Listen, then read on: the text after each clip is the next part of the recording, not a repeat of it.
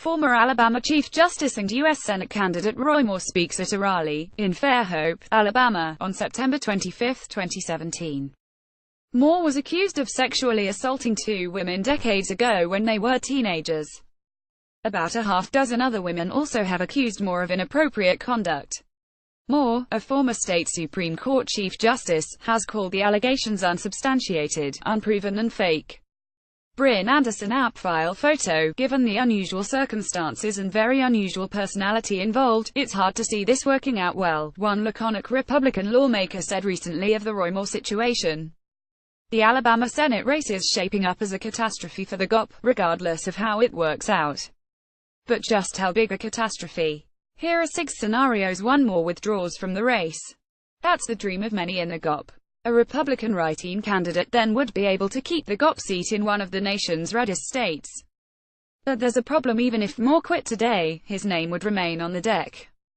12. Ballot. And if he stays on the ballot, even after having withdrawn, he still will likely get a lot of votes. Candidates typically retain somewhere in the neighborhood of 20% to 25% of their pre-withdrawal polling average if they quit a race but their names still appear on the ballot, 538's Nate Silver wrote recently.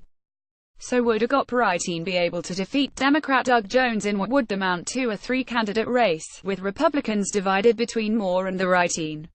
Unlikely. Opinion 2. The governor of Alabama changes the election day.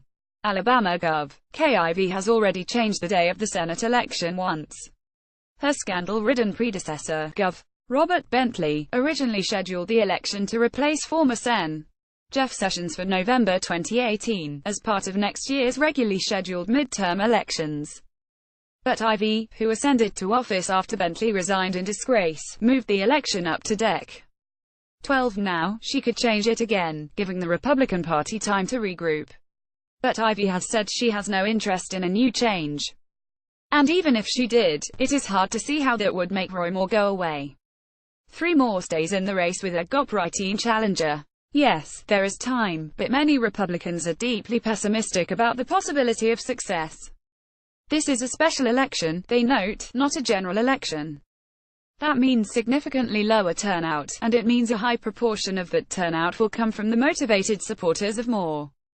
A divided Republican vote, some for Moore and some for the GOP write-in, seems guaranteed to ensure victory for Jones. 4. Moore wins, and the Senate GOP tries to expel him.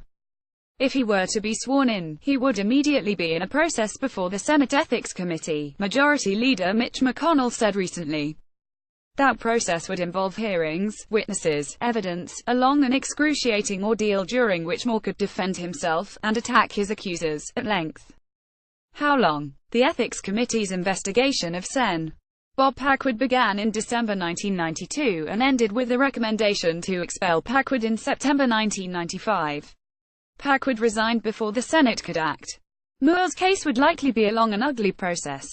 And a precedent-setting one. The Senate has never expelled a member for conduct that occurred before the member joined the Senate. If McConnell and his colleagues try to expel Moore on the basis of accusations of conduct dating 30 to 40 years before the campaign, they would set a new and potentially dangerous example. 5. Moore wins, and the Senate GOP does not try to expel him. This is, so far, an unspoken scenario. What if Moore won, and Senate Republicans simply allowed him to serve? If elected, he would serve the remainder of Sessions' term, meaning he would be in office until the 2020 election. Republicans could shun him, if they chose.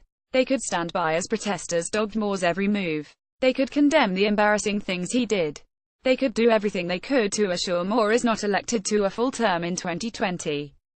But the GOP could, in essence, recognize that the voters of Alabama made a choice, and Moore is a senator until the end of his term. 6. Doug Jones wins. This is a very real possibility, regardless of what the GOP does. What would it mean for the Senate's Republican leadership? Just ask how hard it has been for the GOP to pass legislation with a 52-seat majority. It would become far harder with a 51-seat majority. Plus, losing the Alabama seat would make it easier, not easy, but easier, for Democrats to win control of the Senate in 2018. That would have profound effects. For example, President Trump could probably forget about putting another justice on the Supreme Court, should a vacancy arise. Trump and Republicans could forget about passing legislation.